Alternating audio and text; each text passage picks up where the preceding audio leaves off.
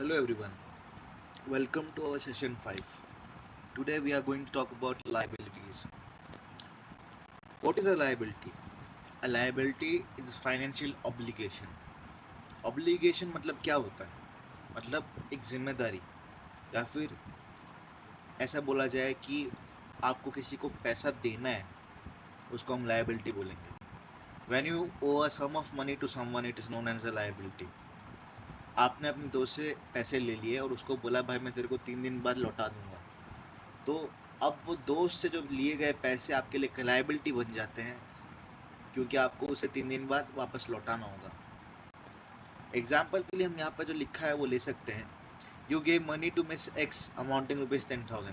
For Miss X this obligation to repay you ₹10,000 becomes a liability, whereas the same amount of money that you are supposed to receive from Miss X is an asset.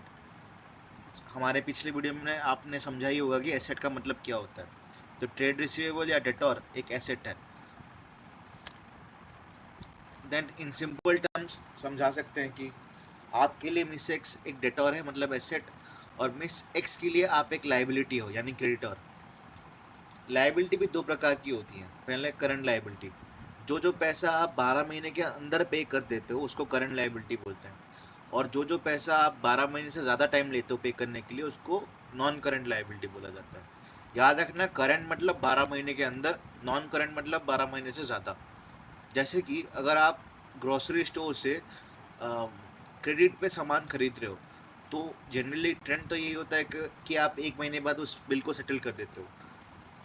ऐसा तो नहीं है कि 2023 में आपने grocery लिया था और आप 2024 में उसका पेमेंट कर रहे हो, तो उसे हम करंट लायबिलिटी बोला जाएगा जो कि 12 महीने के अंदर ही पेमेंट हो रहा है.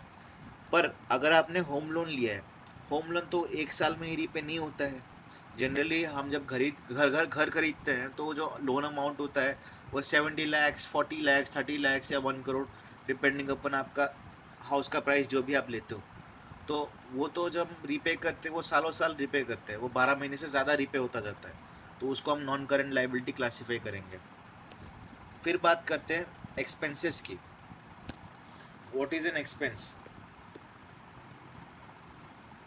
आपने अभी तक पढ़ा एसेट, आपने पढ़ा लायबिलिटी. अब हम बात करेंगे एक्सपेंसेस की और इनकम की. एक्सपेंसेस मतलब खर्चा. जो आप अभी के अभी पे कर रहे हो उसको हम एक्सपेंस बोलेंगे. जो आप बाद में पे कर रहे हो उसको हम लायबिलिटी बोलेंगे. कॉस्ट इनकर्ड और money spend in running the business operations. दिन प्रतिदिन जो पैसे खर्चा होता रहता है दुकानों में, हमारे बिजनेसेस में, उसको हम एक्सपेंस बोलेंगे.